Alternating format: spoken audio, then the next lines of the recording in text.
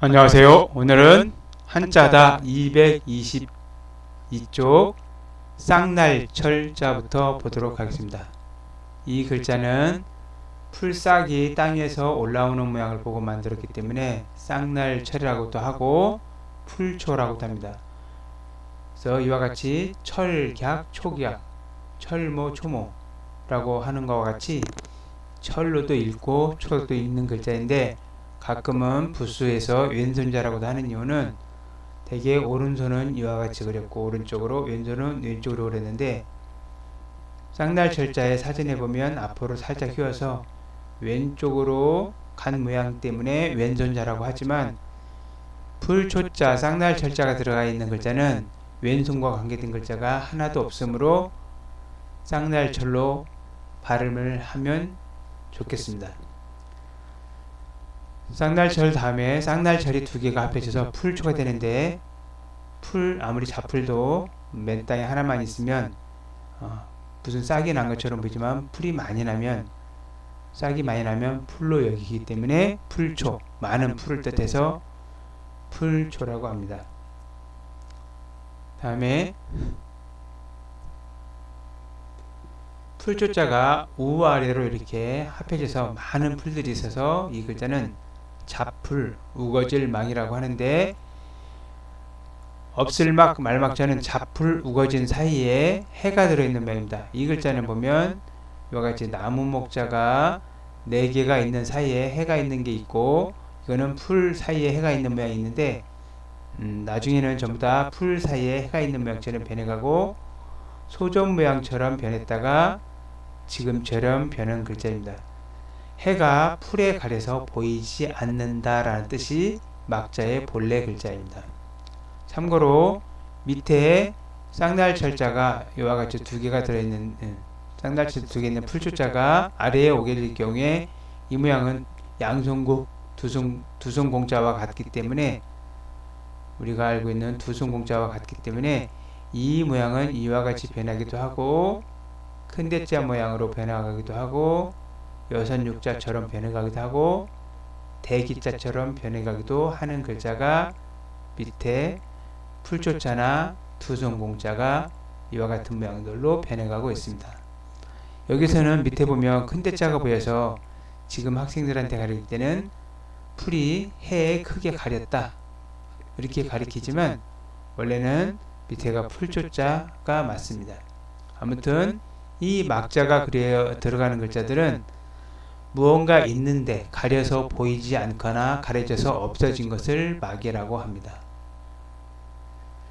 그래서 풀 밑에 해가 크게 가려져 없어지다 라고 가리키면 이 글자를 따르는 글자들을 공부할 때 이해하기가 쉽습니다.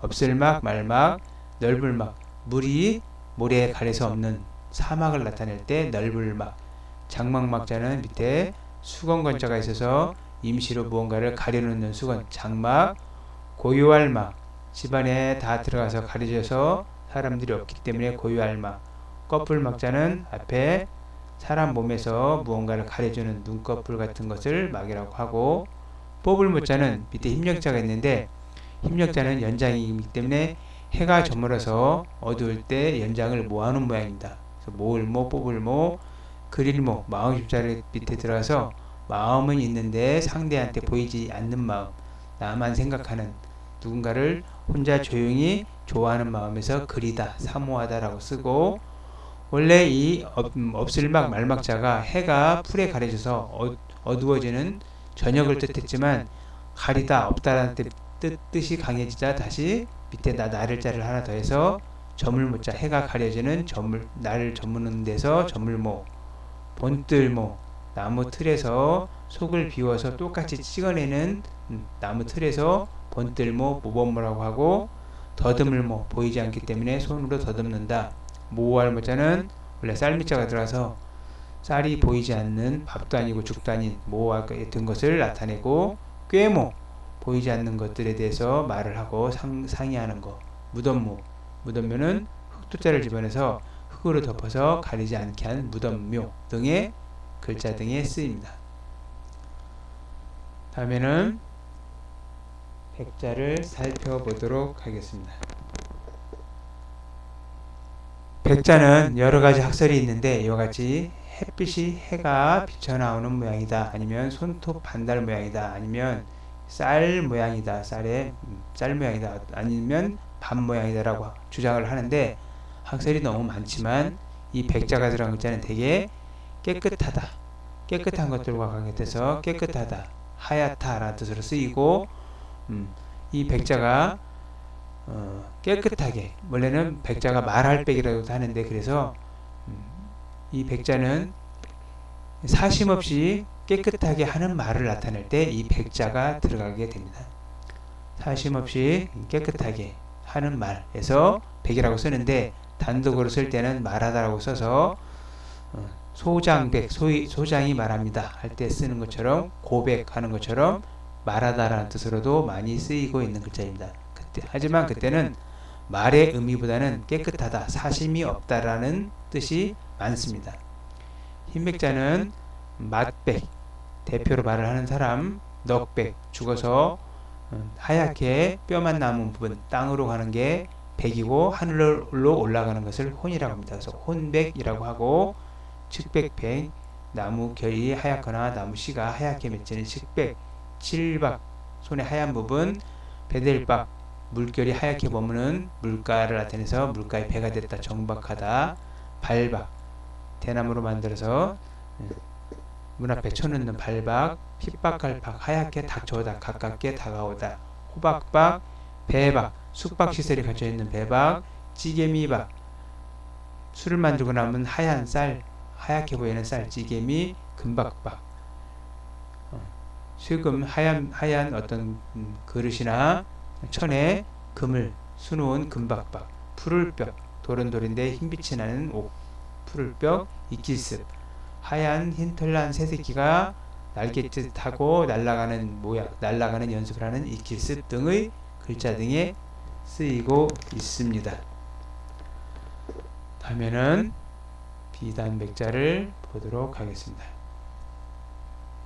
비단백자는 위에 흰백자가 있고 밑에 수건건자가 있어서 고치에서 나온 실로 막 짜놓은 하얀 수건, 아무것도 꾸미지 않은 순수한 비단을 나타내서 백이라고 하고, 거기에 쇠금자를 재서 슈처럼 금색으로 물들인 비단금, 수놓은 비단금, 솜면, 이 비단을 만드는 실, 솜을 뜻하고, 그 비단을 만드는 나무, 목화나무를 뜻하고, 언덕고자는 특정하게 이러한 모양이 별로 없는데 쉽게 배우기 위해서 흰백자하고 밑에가 물숫자 형태 갖고 열십자가 있어서 물가에 높은 언덕을 고라고 합니다. 자세한 내용은 한자다를 참고하시면 좋겠습니다. 다음에는 모양 모자를 살펴보도록 하겠습니다.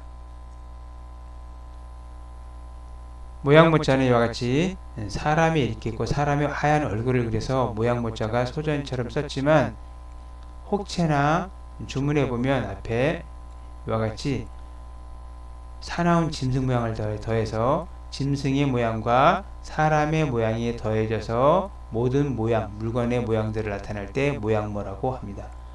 모양모자를 따르는 글자는 멀막자가 하나 있는데, 어떤 모양이 멀리 보인다라는 의미를 뜻해서 멀막이라고 합니다. 다음에 1800자 상용한자에는 없지만 3500자 안에는 나오는 글자가 있는데, 이 목자입니다. 화목할 목자로 많이 쓰이는 글자가 있는데, 이 글자 앞에 가는 문체 목자가 있습니다. 가는 문체 목자는 소전만 있고 갑굴문, 근문이 보이지 않는데, 화목할 목자를 참고로 예를 들어보면 이와 같이 곡식, 벼나 어떤 곡식 해바라기 같은 데에서 잘 익은 데서 열매가 떨어지고 있는 모양을 그리고 있는 글자가 목자입니다. 가는 문체 목자도 갑굴문이나 근문은 혹시 화목할 목자가 아닌가 생각되는 글자입니다.